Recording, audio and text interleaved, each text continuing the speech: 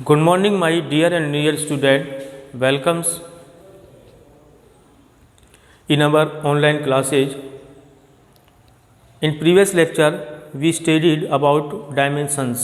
हमने विमाओं के बारे में पढ़ा था और मैं आपको बता गया था बेसिकली विमाएं क्या बताती हैं। जब किसी व्युत्पन्न भौतिक राशि को, ड्राइव्ड क्वांटिटी को मूलभूत भौतिक राशि के पदों में लिखते हैं, फंडामेंटल क्वांटिटीज़ की टर्म्स में लिखते हैं, तो मूलभूत भौतिक राशियों पर कुछ पावर चढ़ाई जाती हैं, कुछ घात चढ़ाई जाती हैं। उन घातों को, उन पावर्स को हम उस भौतिक राशि की विमाएं कहते हैं। विमाएं बेसिकली बड़े कोष्ठक में या विमीय सूत्र या डायमेंशनल फॉर्मूला बड़े कोष्ठक में लिखा जाता है। बड़े कोष्ठक में लिखने का मैंने आपको मतलब बताया था। कई लोगों को तो यही नहीं पता रहता कि बड़े कोष्ठक में क्यों लिखते हैं। ये बताता है कि उपरोक्त जो संबंध है, जो रिलेशन है, वो मैथमेटिकल रिलेशन नहीं है। आप इसको फॉर्मूले की तरह यूज ना करें, बैठा दिमाग में। तो क्या है ये? एक विमीय संबंध है। केवल ये बताता है कि इसको मूलभूत भौतिक राशि के पदों में किस प्रकार बस लिखा जा सकता है, बैठा दिमाग में। ये कोई मैथमेटिकल रिलेशन नहीं है, ये कोई मैग्नीट्यूड का, परिमाणों का संबंध नहीं है, उसकी वैल्यूज़ का संबंध नहीं है, उसकी विमाओं का संबंध है। यानी मूलभूत भौतिक राशि पर कितनी पावर्स आपको चढ़ानी पड़ रही हैं, बैठे दिमाग में। उसको लिखने का एक तरीका है, दूसरी तरीके से। किसके पदों में? मूलभूत भौतिक राशि में। हमने क्षेत्रफल और आयतन की विमाएं में आपको निकलवा के गया था। क्षेत्रफल की विमाएं L2 आई थी और आयतन की जो विमाएं हैं वो L3 आई थी। यहाँ पर द्रव्यमान और समय नहीं है, इसलिए हमने m और t की पावरों को 0 लिखा था। चाहे तो आप लिख सकते हैं, चाहे तो आप नहीं लिखें। अब नेक्स्ट देखिए, नेक्स्ट हम विमा निकाल रहे हैं 3rd नंबर पर। वेग या चाल, दोनों के फॉर्मूले में अंतर होता है, लेकिन फिलहाल हम उसको इग्नोर कर रहे हैं क्योंकि हम विमाएं निकाल रहे हैं। और हमने फॉर्मूला लिखा दूरी बटे समय, ठीक।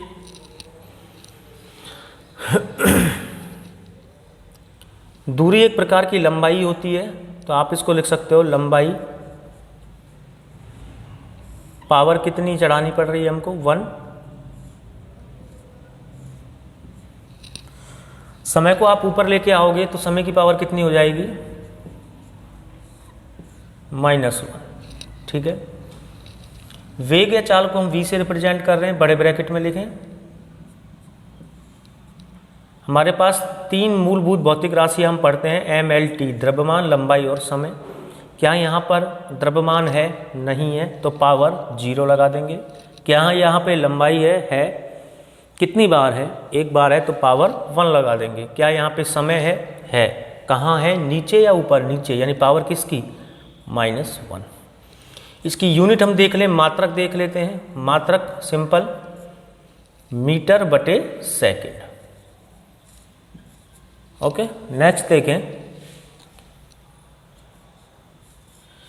त्वरण की मैंने आपको निकलवाई दी थी जब मैंने एग्जाम्पल आपको समझाया था।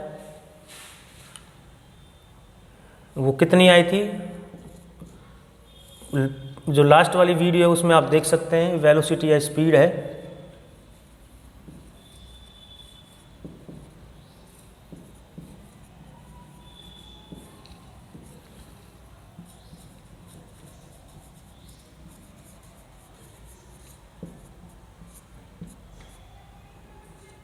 m0, L1 और t-2, ठीक है। नेक्स्ट देखें, और इसका मात्रक या यूनिट मीटर बटे सेकंड स्क्वायर। ये निकलवा चुका हूं मैं आपको, ठीक है ना। आप पहली वाली वीडियो देख सकते हैं। नेक्स्ट देखें 5वां, बल।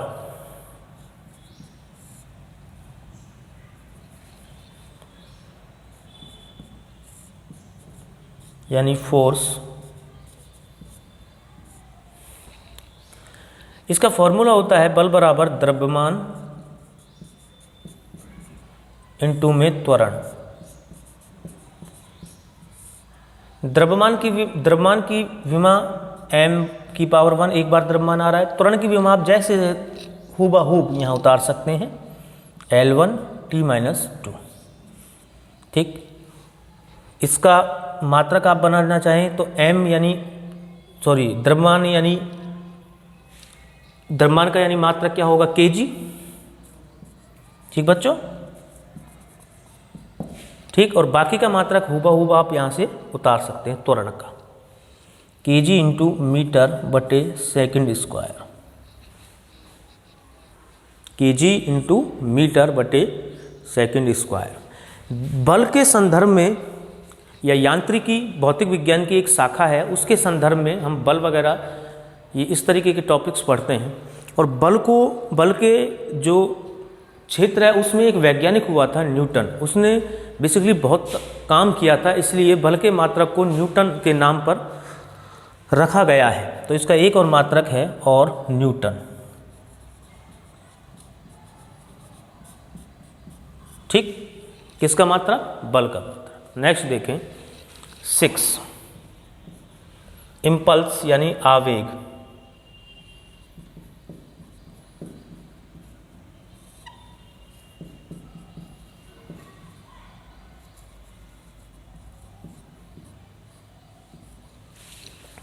सर हमने ये वर्ड पहली बार सुना है, इसलिए हमें पहले इसके बारे में बताएं कि आवेग बेसिकली होता क्या है, इम्पल्स बेसिकली है क्या चीज़। समझ में आई बात? पहले तो आप उसका मतलब देखें, उसके बाद में आप पढ़ेंगे कि इम्पल्स का विमीय फॉर्मूला क्या होता है। ठीक बच्चों, देखें, मान लीजिए फॉर एग्जाम्पल के तौर पर सपोज कीजिए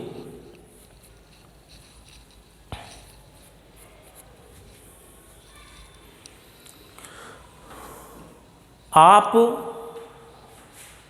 बस स्टॉप पे खड़े हुए हो, समझना बच्चों, बस स्टैंड पे खड़े हुए हो, आराम से खड़े हुए हो, किसी चीज़ का वेट कर रहे हो। ठीक, अब कहीं से एक तेज रफ्तार में मोटरसाइकिल आती है।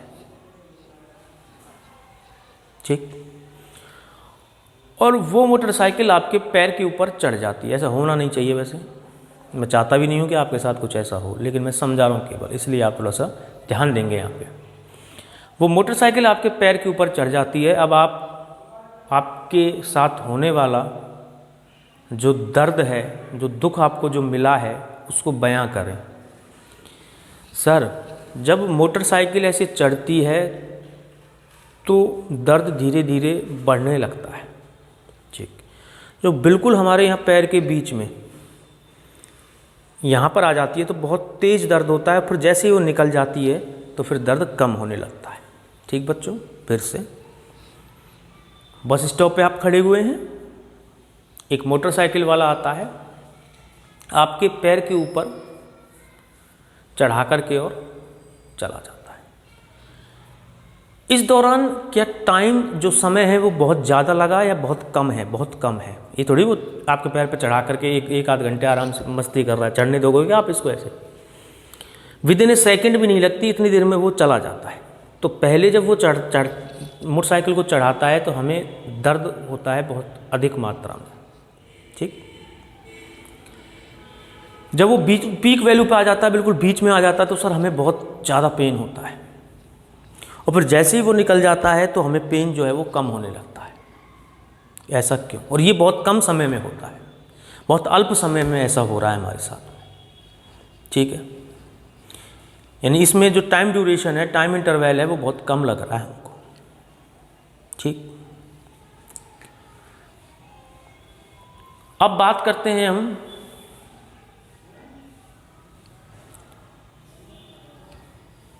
कि शुरू में जब वो चढ़ा तो फोर्स की वैल्यू, बल की वैल्यू, और अल्प समय में हो रहा है सब काम, फोर्स की वैल्यू कम थी। धीरे धीरे फोर्स की वैल्यू बढ़ने लगी और उसके बाद फोर्स की वैल्यू जो है वो कम हो गई। ठीक, यानी अगर मैं इसका ग्राफ बनाऊं,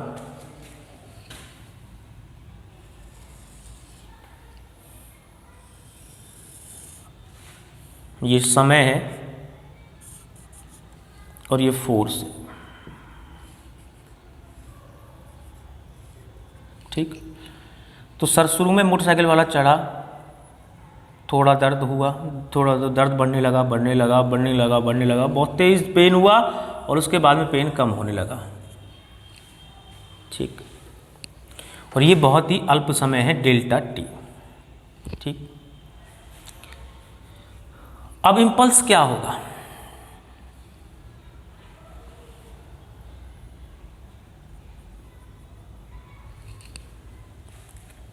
इसका पूरे का एरिया निकाल लो, इस ग्राफ का पूरा एरिया।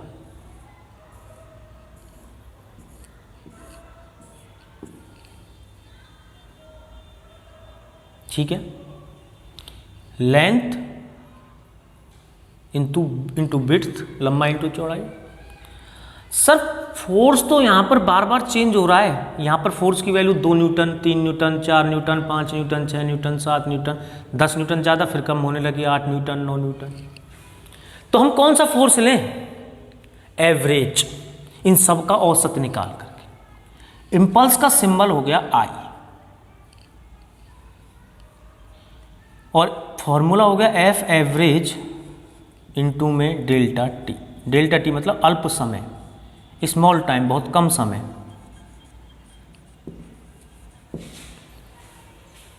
यानी अल्प समय में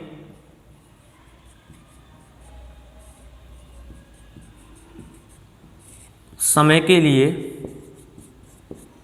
आरोपित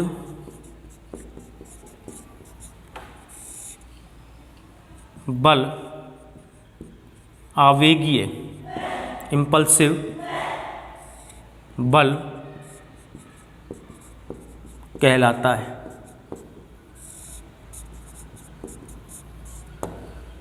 ठीक है। कोई भी फोर्स जो बहुत ज़्यादा अल्प समय के लिए लगे वो क्या कहलाता है आपको? Impulsive force. ये मैंने आपको बेसिक जानकारी इसलिए दी गई है, बाकी हमारा उद्देश्य अभी इसको पढ़ना नहीं है, लेकिन मैंने ये बेसिक जानकारी आपको इसलिए प्रोवाइड करवाई है, इसलिए बताई है, ताकि आपके लिए एक अजीब सा महसूस आप ना करें कि ये आवेग क्या है। हमारे पास आवेग को लेकर के कम से कम कुछ तो हो।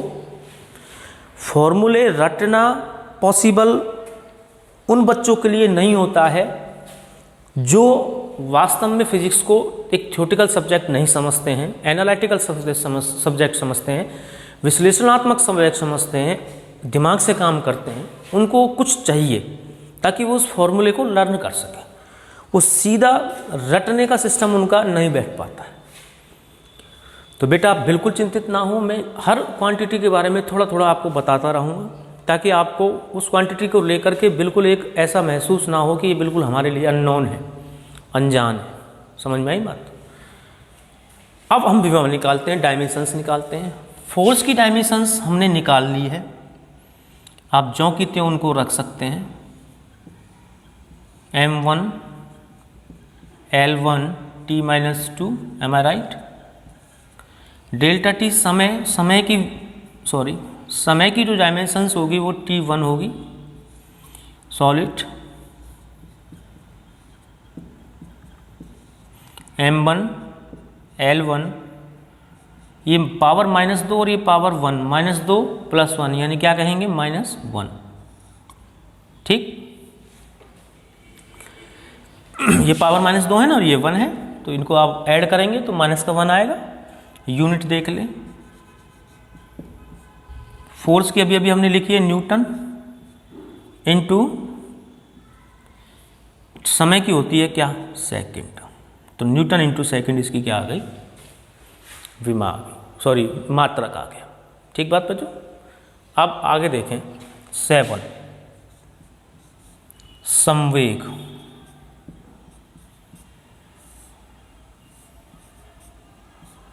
यानी मोमेंटम।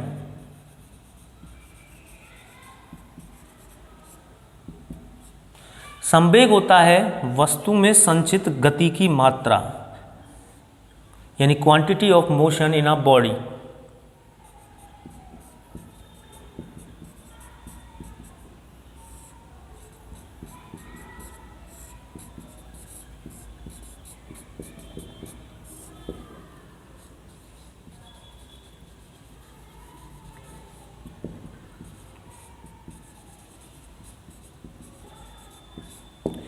ठीक है। इसका फॉर्मूला होता है P equal to m into V. m मतलब द्रव्यमान, v मतलब वेग।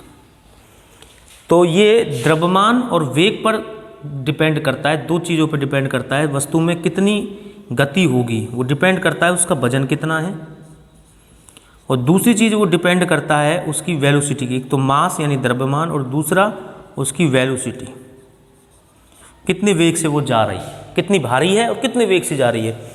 दो चीज़ों पर उसकी गति की मात्रा संचित डिपेंड करती है। तो इसका फॉर्मूला बन गया m इंटू में v।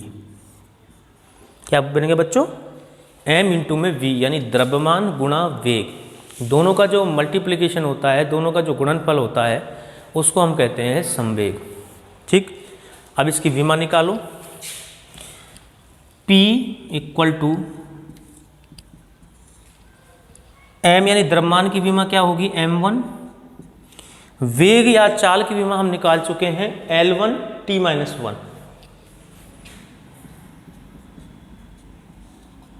ठीक, L1 t-1 मात्रक या यूनिट, द्रव्यमान का मात्रक kg होता है और इसका मीटर प्रति सेकंड। किसका? वेग का। भाई द्रव्यमान का मात्रक तो क्या हो गया? kg, और वेलोसिटी या वेग का मात्रक हो गया क्या? मीटर पर सेकंड। ठीक, नेक्स्ट देखें अब आप।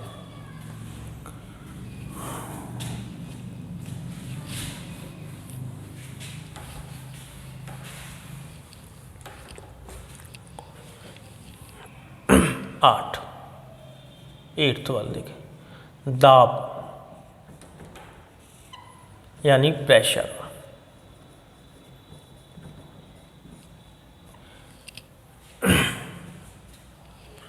बल बटा क्षेत्रफल।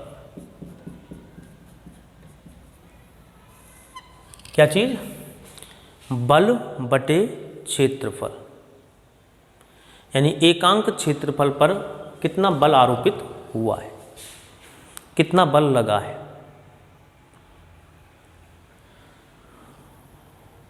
जितना ज़्यादा क्षेत्रफल होगा, ये क्षेत्रफल ज़रा देखें इस फॉर्मूले में कहाँ रखा हुआ है, नीचे या ऊपर? नीचे, यानी क्षेत्रफल जितना ज़्यादा होगा ये दाब का मान उतना ही कम होगा। अब समझने की कोशिश करें। सपोज ये एक लोहे की वस्तु है, मानव। ठीक बच्चों, मुझे इसका ये वाला एरिया, ये क्षेत्रफल है पाई आर स्क्वायर, ये वाला वृत्त है ना, ये क्रॉस सेक्शन एरिया है ये, जिसको क्रॉस करने के बाद में एक सेक्शन आ जाता है, अनुप्रस्थ काट क्षेत्र, ये पाई आर स्क्वायर। ठीक है, जो आपको ये दिखाई दे रहा है ये वाला, इसको मुझे एक दीवार में अंदर ऐसे ठोकना है हैमर से सॉरी, हथौड़ी से। तो मैंने क्या किया, इस पर जोर जोर से ऐसे हैमर मारा, लेकिन ये अंदर नहीं जा रहा है। ठीक है, यानी इस पर प्रेशर जो है वो कम लग रहा है। अब मैंने क्या किया, इसको नुकीला कर दिया, इसका क्षेत्रफल ऐसे कम कर दिया, नुकीला कर दिया। जैसे कील होती है आपकी, नेल कील जो होती है, आगे से आपने देखा होगा नुकीली होती है, उसका क्षेत्रफल कम होता है। अब जैसे ही आप कील को दीवार में अंदर, दीवार पे रख के और अब हैमर मारोगे तो इस ज़्यादा बेहतर तरीके से वो अंदर चली जाएगी आराम से। कारण दाब का मान ज़्यादा हो गया, क्योंकि क्या कम कर दिया आपने? क्षेत्रफल कम कर दिया। पहले क्षेत्रफल का मान बहुत ज़्यादा था, अब क्षेत्रफल का मान जब ज़्यादा था तो जब आप हैमर मारते थे तो दाब नहीं लग पाता था, लेकिन आपने उसको छील छील कर आगे से कील की तरह उसको नुकीला कर दिया, कील ही बना दिया आपने। जैसे ही आपने उसकी कील बनाई तो हमने क्या देखा, वो आराम से जो है वो दीवार के अंदर चला जाता है। इसका मतलब क्षेत्रफल का मान बढ़ाया तो दाब कम, और क्षेत्रफल का मान कम किया, उल्टा सोचो, कम किया, नुकीला करते चले गए तो दाब ज़्यादा लगता है, वस्तु आराम से वो कील जो है वो दीवार में चली जाती है। ठीक बच्चों, अब इसका हम विमीय फॉर्मूला देख लेते हैं। बल का विमीय सूत्र हम निकाल चुके हैं, देखें जरा, ये रहा m1 L1 T - 2। ठीक, क्षेत्रफल का विमीय सूत्र भी हम निकाल चुके हैं, L की पावर 2 सॉलिड m1 जो कहते हो, ये L1 है, ये पावर जब ऊपर जाएगी तो नेगेटिव हो जाएगी, और 1 - 2 क्या कहेंगे, -1। ठीक ठीक बच्चों,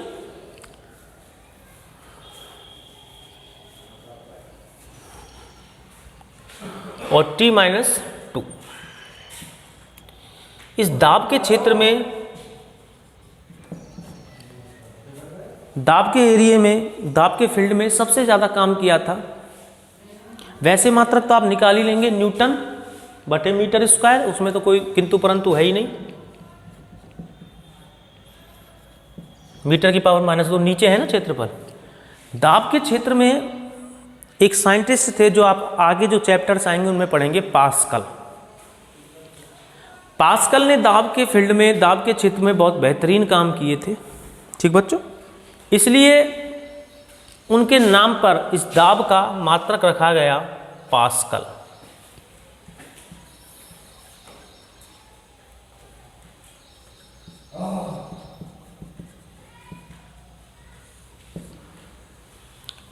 और इसका जो सिंबल है हम यूज करेंगे क्या, PA। ठीक, तो दाब का मात्रक क्या रखा गया, साइंटिस्ट के नाम के ऊपर पास्कल, और फॉर्मूले से आपको इसका मात्रक नजर ही आ रहा है, न्यूटन इंटू मीटर की पावर -2। ठीक, नेक्स्ट देखें,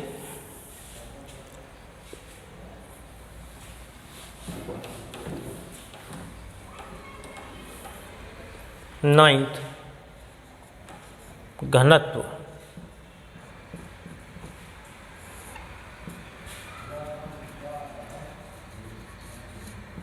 यानी डेंसिटी। ठीक, घनत्व बराबर होता है डेंसिटी बराबर, इसको फॉर्मूले से हम लिखते हैं। देखें, आपने सुना होगा, कहते भी हैं जनसंख्या घनत्व। ठीक है भाई, यहाँ का जनसंख्या घनत्व इतना है, यहाँ का जनसंख्या घनत्व इतना है। क्या मतलब होता है उसका? वो बेसिकली आप फॉर्मूले से पहले उसका मीनिंग समझिए। घनत्व का मतलब होता है क्राउडनेस, भीड़ भाड़। समझ में आई बात? कहाँ पर ज़्यादा भीड़ भाड़ है, कहाँ पर कम भीड़ भाड़ है। यानी आपने कोई स्थान देखा, उस स्थान में 50 लोग रह रहे हैं एक जगह पे, और उतनी बड़ी जगह में मान लीजिए 5 लोग रह रहे हैं, तो हम कहेंगे कि 50 जो लोग रह रहे हैं एक पर्टिकुलर प्लेस, जगह पर, पर्टिकुलर स्थान पर, वहाँ का घनत्व, जनसंख्या घनत्व ज़्यादा है, और उतनी जगह में कम लोग रह रहा है तो हम कहेंगे घनत्व कम है। समझ में आई बात? जैसे हमारे गाँवों में जगह काफ़ी होती है, लोग कम हैं, और जो मेट्रो जो सिटीज़ होती हैं जैसे दिल्ली, मुंबई, उनमें घनत्व जो है जनसंख्या का वो ज़्यादा है। बैठा दिमाग में? हम उसको निकालना चाहते हैं और उसका विमीय फॉर्मूला चाहते हैं। मीनिंग समझ में आया घनत्व का? तो घनत्व का मतलब हुआ क्या? क्राउडनेस, यानी भीड़ भाड़। बैठा दिमाग में? पहले तो बेसिक आपको इसका मतलब पता होना चाहिए। उसके बाद हम इसका जो है विमीय फॉर्मूला फाइंड आउट करेंगे। अब घनत्व आज हम नहीं निकालेंगे क्योंकि वीडियो थोड़ी सी ज़्यादा फिर लंबी हो जाएगी। आप अभी यहाँ तक रखें। कहाँ तक? प्रेशर तक। कल से हम घनत्व से स्टार्ट करेंगे अगेन। ओके, थैंक यू बेटा। और प्लीज़ ईमानदारी से, ऑनेस्टी से मेहनत कीजिए। Okay, thank you.